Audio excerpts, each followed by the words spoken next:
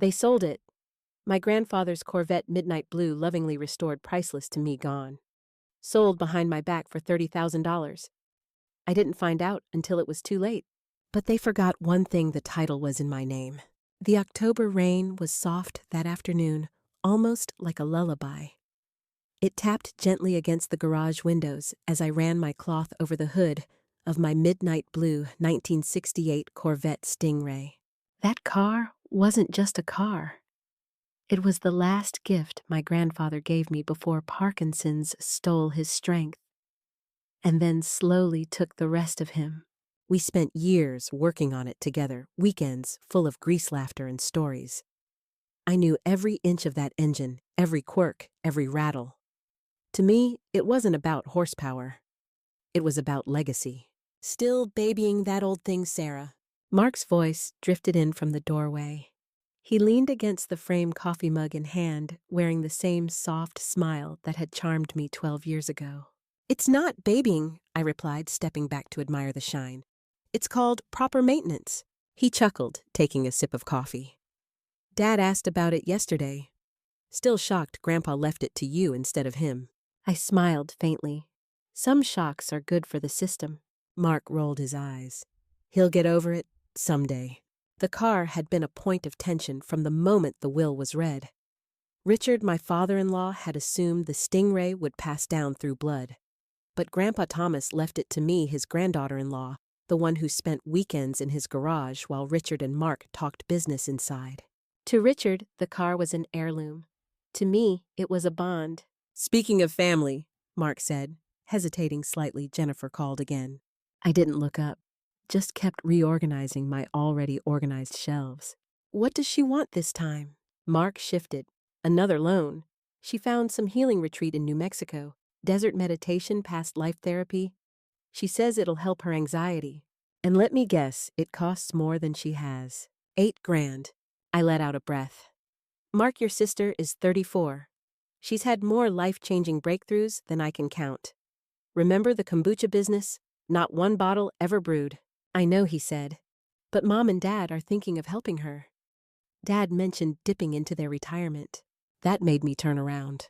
They can't keep doing this. Your mom just retired from teaching, and your dad's pension isn't endless.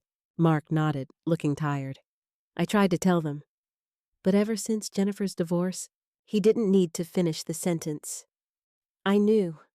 Ever since her marriage fell apart 3 years ago, the Bakers had wrapped her in a cocoon of comfort.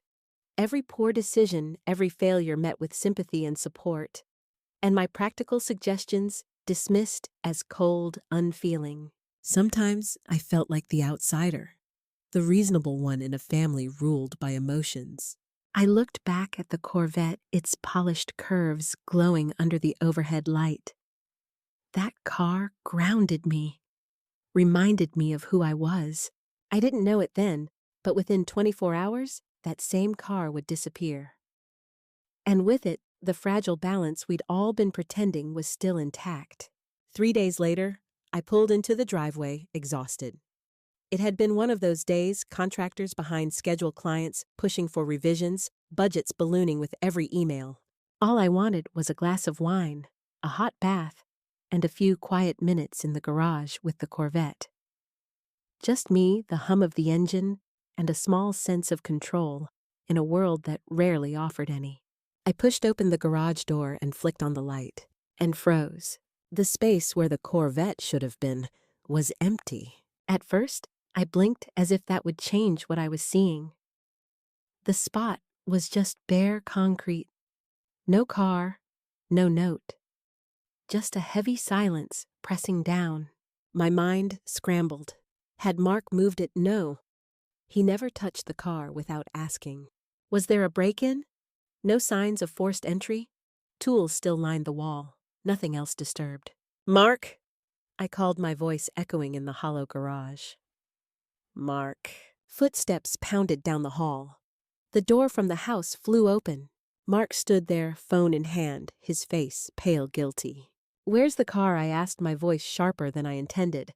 But my heart was racing. He looked down. Sarah, I need you to stay calm. Where is my car? He swallowed hard. My parents took it. It felt like the ground shifted under me. What?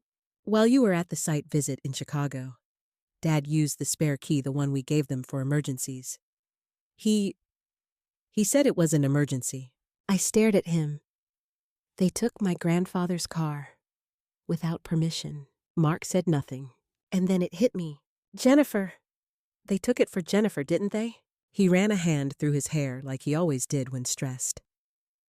There's a buyer. A collector offered them $30,000. Cash. They're giving most of it to Jennifer for the retreat and to help pay off some of her debts. My mouth went dry. $30,000, a bitter laugh escaped me. Mark, that car is worth twice that. And more importantly, it's not theirs to sell. I told them that, he said quickly. I've been calling them all day trying to stop it. When did they take it? This morning, around 10. The buyer was meeting them at 2. 4 hours ago. The deal was probably done.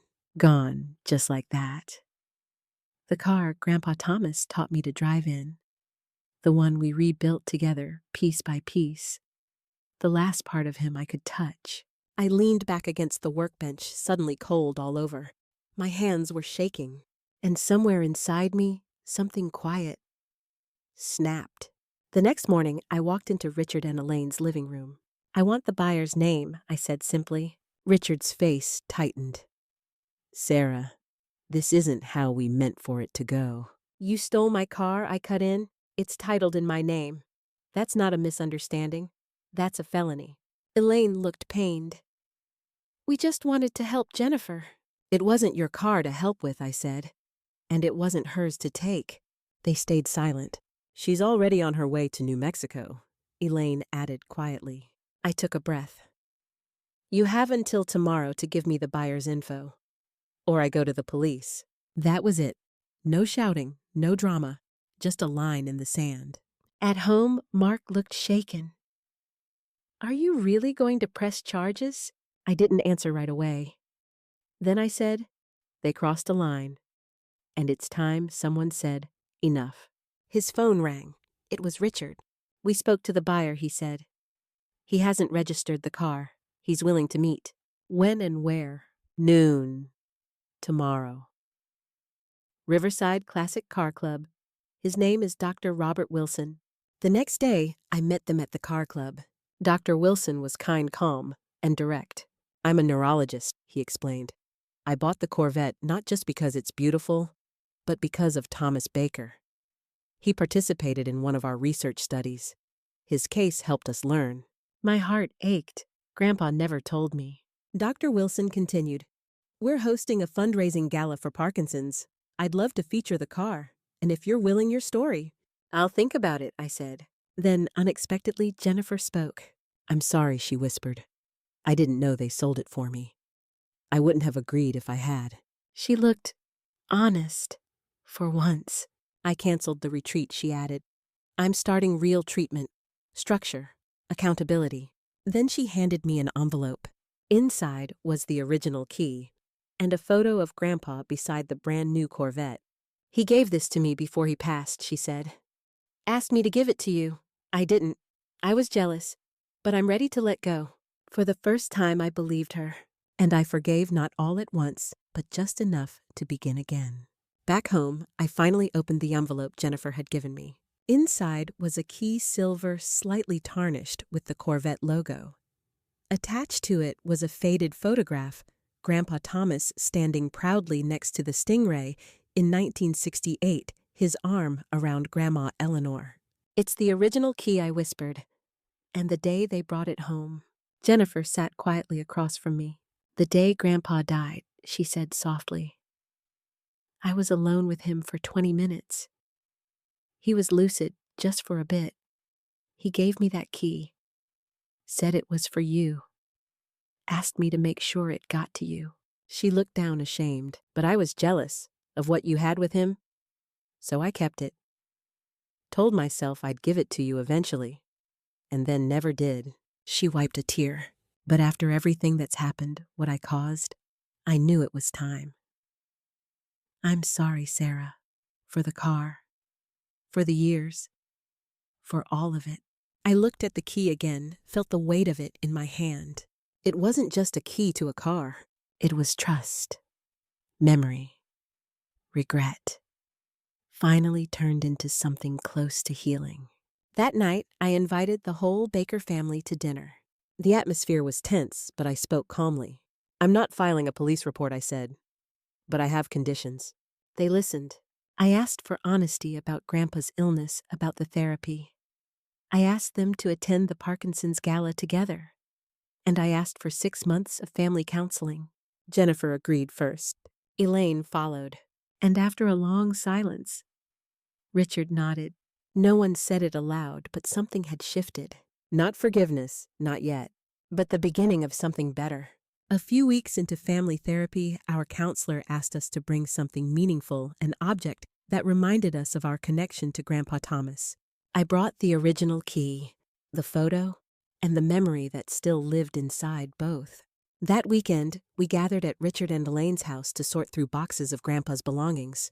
Old tax returns, fishing magazines, faded notebooks, and then Jennifer pulled out a small, leather-bound journal. His handwriting, she whispered. It was a diary entries starting after his Parkinson's diagnosis. Each page wavered between clarity and confusion, but one theme repeated: the Corvette. Richard read aloud from a passage. "I took the Stingray out today, drove along the coast. For a moment, I felt like myself again." Later, Jennifer found a note tucked deep inside the back pages. "Richard expects the car. He sees it as a birthright. But Sarah, she understands it, the way Eleanor did. She doesn't just love the machine. She feels its soul. The Corvette will go to her. Legacy is not about blood. It's about connection." Silence fell. And then we found something else, a folded hand-drawn map, labeled stops along a cross-country road trip, Eleanor's Vista Midnight Jazz, where time stops. It was a journey Grandpa and Grandma had planned, but never taken. Life got in the way. She fell ill.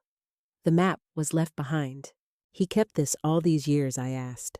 Richard nodded, his voice low. He never let go of her dream.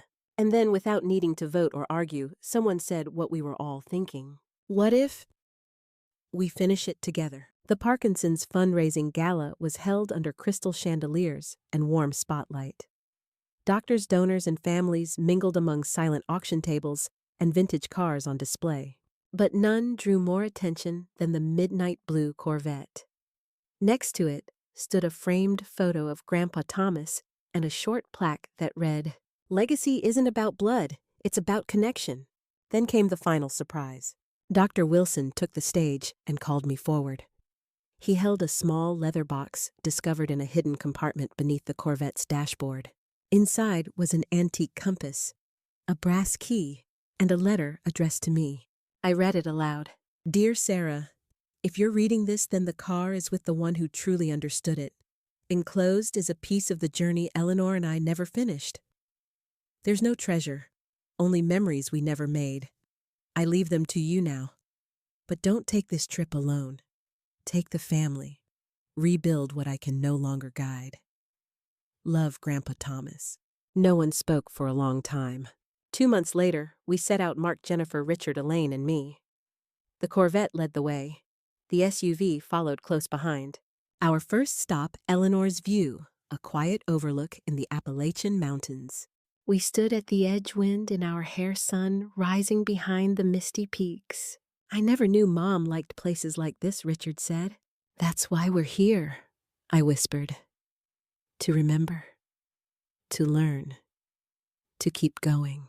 And as we stood there quiet together, different but connected, I realized Grandpa's final gift wasn't the car. It was the road we took to find each other again.